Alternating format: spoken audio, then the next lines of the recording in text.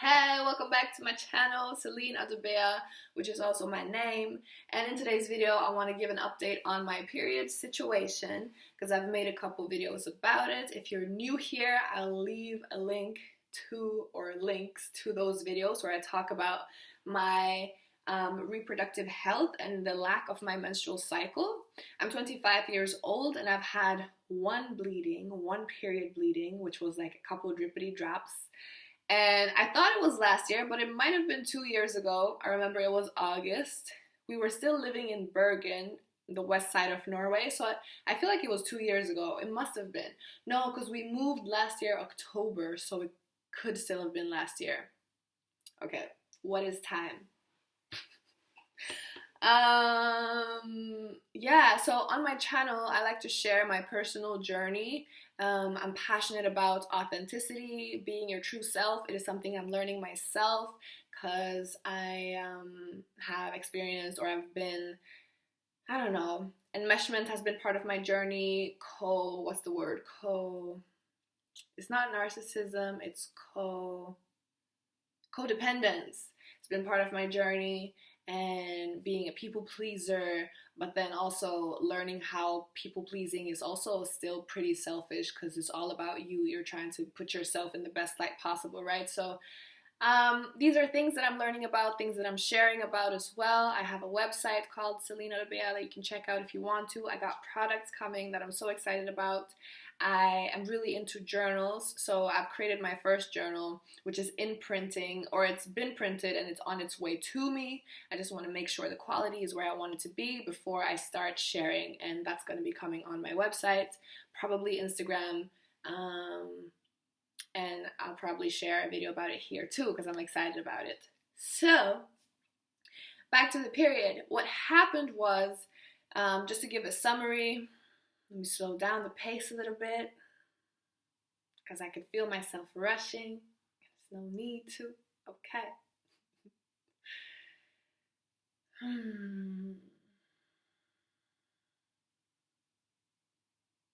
Just stop for a minute and breathe. Yeah.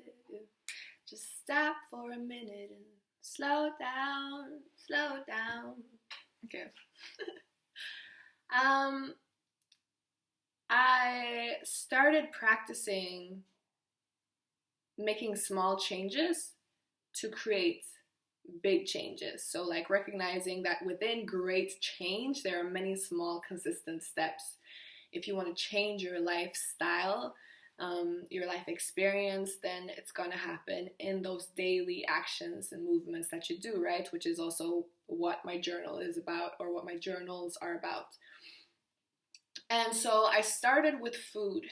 I was like, I want to nurture my body from the inside out. And I want to start with eating as plant-based as possible, as organic as possible. I found this video where they were talking about eating fertile food. So like fruits that have seeds in them, which made complete sense to me. I'm like, we're a part of this natural world. We are a part of nature, believe it or not. And so we follow the natural cycles. The sun goes up, the sun goes down. You can research the circadian rhythm and how our biology is linked to the sun setting and sunrise, moon, all of that. The movement of the tides, the movement of our inner body. We're 70% water. I'm sure you've heard about it. So all these things, I'm like, I want to feed myself with nature and with life. So my staple creation or thing that I love, it's so good, is I would have cucumber, apple, sometimes lemon, but cucumber, apple, green kale or black kale, juice it, and then mix it with an avocado in a blender and enjoy that as a smoothie. Sometimes with lemon, sometimes with ginger. Both or one of them. And I had that for a period, like almost a year, every single day. And that was when I was doing that. Towards the end of me doing that is when I had my first bleeding. Now, the first day I had my bleeding was really magical, and I want to share about it. When I had my bleeding, I had it once, and then a couple days after. So I bled 2 times, but it was like one cycle thing, you know, and I was so happy. I was dancing. I was, you know, when you see people in the church and they're moving their legs really fast, that was me. I was so excited. I was like, finally. I think I started crying. I was dancing in the shower, just celebrating, finally. And then I was like, okay, I want to share that I had my first bleeding, but I want to wait until it's been 3 months, or maybe 6 months, or maybe 9 months, so that I'm sure that I have it before I start sharing what I'm doing. But then the next bleeding never came, or it hasn't come yet. And I was like, oh man. And there's so much that has happened since. What actually happened, which is interesting, is I stopped being as consistent with that smoothie mixture thing that I was telling you about. For some reason, I didn't do it every day anymore, and eventually I kind of fell out of it. I think moving also had something to do with it, which I'm happy about the move, but I think just changing the scenario and then also starting other things as a part of my healing journey, I kind of stopped with the daily smoothie situation. And I don't do it daily anymore. I have it once in a while, I think maybe once a month. When I was living in Italy, I didn't have it at all. I remember on my birthday, I was eating raw kale and an avocado. Oh, and dates. If you create that smoothie blend, however you want to make it, and then you eat dates as well, it's something about it where the dates taste better and the smoothie tastes better. It's amazing. I don't like putting it in though because I enjoy chewing the dates, but yeah, do whatever you want to do, if I'm saying. So, yeah. So the day that I had my period, should I share that first or what I'm doing now? Yeah, let me share what I'm doing now first, and then I can share the first day of my period, either in this video or in another video. I'm not sure, we'll see. So I started learning how the emotions and your mental space influence your physical body. I started studying something called metaphysical anatomy. First, theta healing, then metaphysical anatomy, and then I was introduced to Teal, Swan. And all of those 3 are about creating change from the inside out, with more like conscious practice rather than with food, right? Because food is also inside out, but you're feeding. So I really love Teal Swan's teachings. I feel like I've talked about her in every single video I've uploaded since I started practicing her teachings. And because they're about resolving trauma, and what I want to just share from what I believe. Let me do that. So I believe that I have experienced emotional, it can be a difficult word. It can be triggering. If someone that I love, someone that's dear to me, part of my family is watching this video, then I want to say that I'm not saying this. It can be triggering for you. So especially if mom's watching, then just I would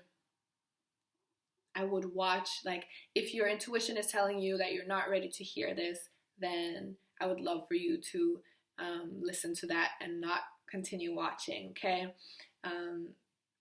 Yeah.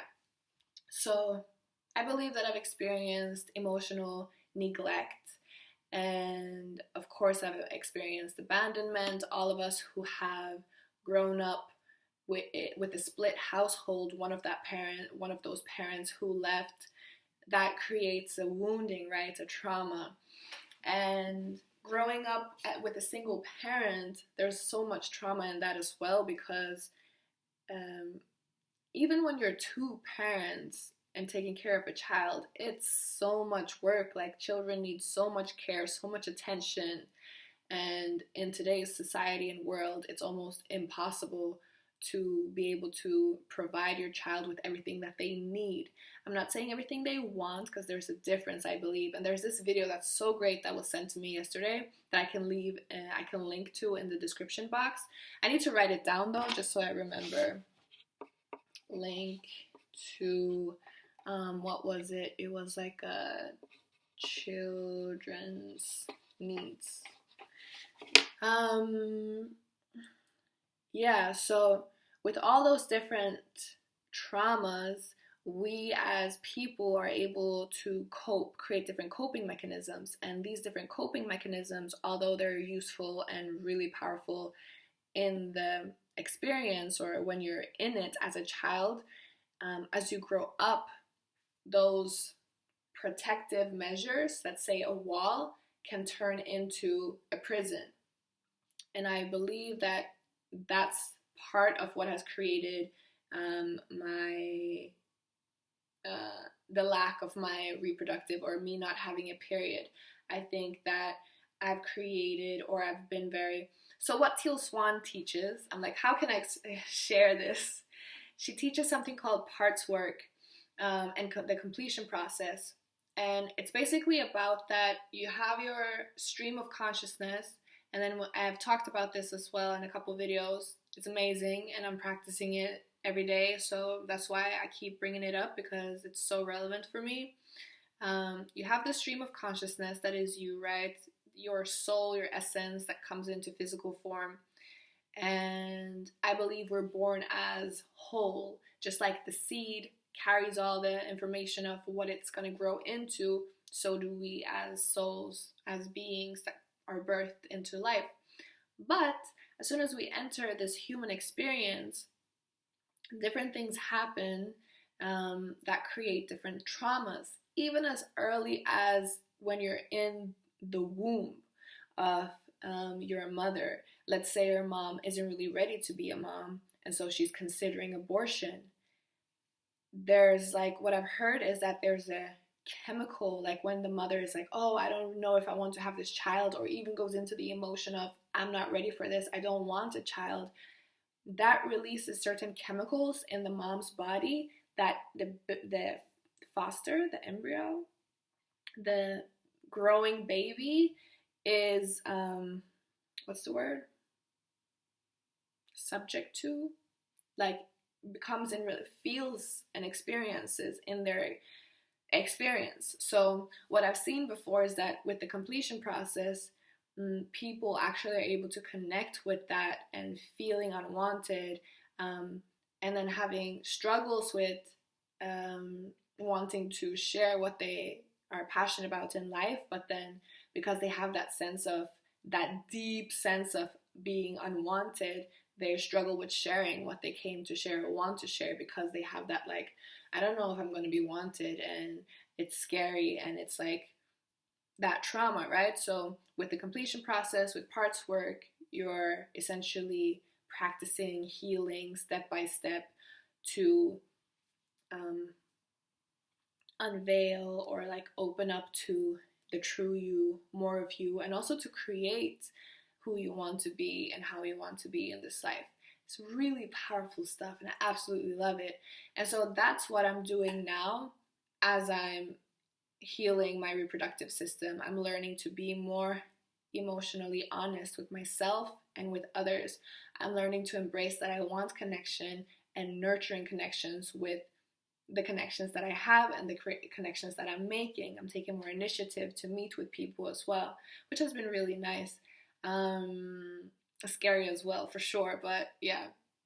So being more sensitive to myself, my body, what I need, whether I'm thirsty or like small things. If I'm tired, practicing to slow down. If I'm walking really fast, I noticed that I was walking with my shoulders first and like dragging my body forth, and I was like, what if I like move my shoulders back and move with my hips first, or like let my hips choose the pace that I'm walking in, because I feel like that's also honoring your womb space as a woman.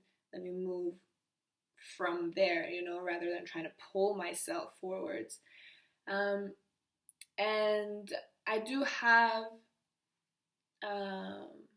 different sensations in my womb space. So like sometimes I get this like burning heat in my lower back where the ovaries are. And then a couple weeks ago, I had this pain in my uterus, in my womb, to the point where I couldn't stand straight. I had to like huddle over. What are words? And it was really painful, and it was painful to walk, and I was at work at the time, and it was not really nice, but it thankfully didn't last all day. It lasted like 2 hours. So yeah, I found the creator of Metaphysical Anatomy. Her name is Evette, and she talked about having your fallopian tubes blocked or something, and then she talked about this heat in your womb and or ovaries, and then also this pain in the front. So and also I know that from Alisa Vitti, the PMS symptoms that we see as normal as a part of being women is actually signs that we're not healthy. Like our period is our body's communicating our health to us. We're seeing what's going on from the inside, right? When the blood comes out, if the blood is clogged, it means something. If the blood is overflowing, it means something. If it's not so much, it means something, right? All these different things. I'll leave links in the description box, all kinds of links to what I'm talking about, so you can educate yourself or inform yourself if you feel the need to and the desire to. So knowing those things, I'm like, I want to get myself to the health, my optimal health, right? But then what I'm also feeling is, okay, no, I don't feel like sharing that. I can get really personal, right? Which I think if you've been watching my channel for a while, you probably know. So I'm just like learning to be sensitive to what I feel ready to share and what I don't feel ready to share. So that was just a moment of that happening right now. Yeah. Is there anything else I want to share?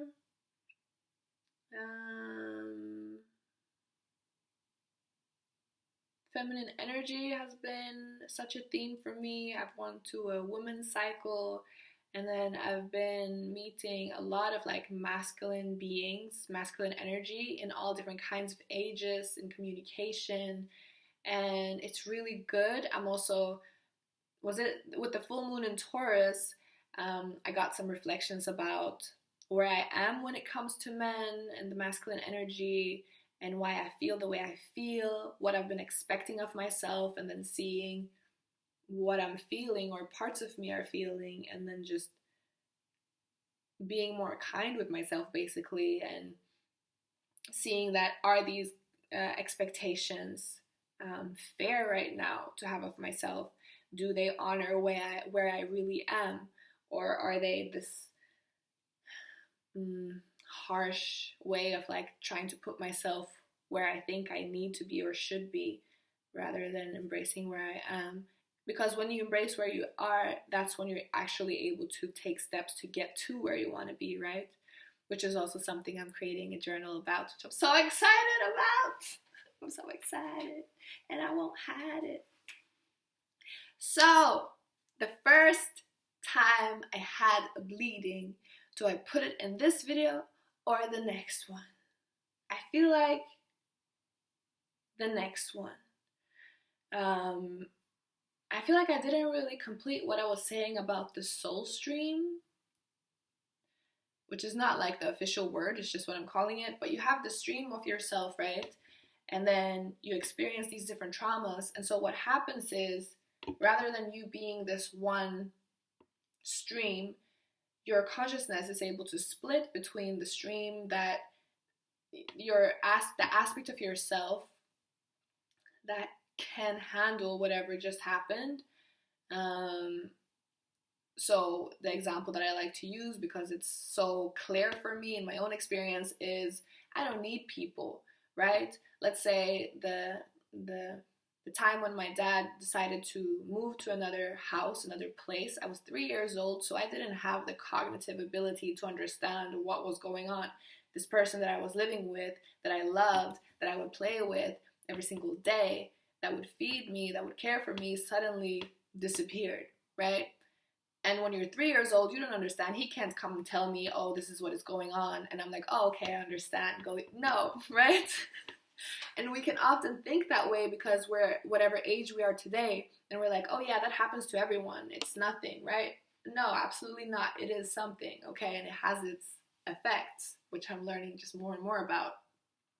But it doesn't even have to be something that big. It could be smaller things, right? I think it's dangerous to compare traumas because a trauma is a trauma, whether someone perceives it as a big dramatic trauma or a small, less significant trauma. There's still a trauma. There's a scale, but still, you know, or is a scale, or it's nuanced. So the aspect of me that was able to move on from, okay, that person left, is the aspect of me that's like, I don't need anyone. I'm good on my own. I don't feel emotionally attached. I can have sex without feeling emotional about it. I'm good. And the aspect of me that needs connection, that feels the pain of this person that I loved and care about leaving, that feels that betrayal, that feels that loss, right? Which one feels better for me to be in? Which one will I start identifying with? This one, right? At least that's what I did. I was like, I don't need anyone. I'm good, you know? I can handle it. And so parts of this practice that Teal teaches and that I'm practicing is learning to get to know the aspects of myself that have been pushed into the subconscious, the aspects of myself that I'm less identified with. And then in the process of connecting and understanding, eventually being able to integrate and to recognize that I feel this and I feel this, I'm capable of this, capable of that, and then how can we meet? How can we move as one unified being as much as possible, layer by layer? So that's my healing practice right now. I'm also eating still plant-based. I don't eat sugar as well, which was a big step for me because it's good. I replace it with like agave syrup. Sometimes I have honey as well. I'm looking for more ethical honey though, because yeah, it's a whole thing. And dates have been my favorite sugar substitute. And yeah, organic food.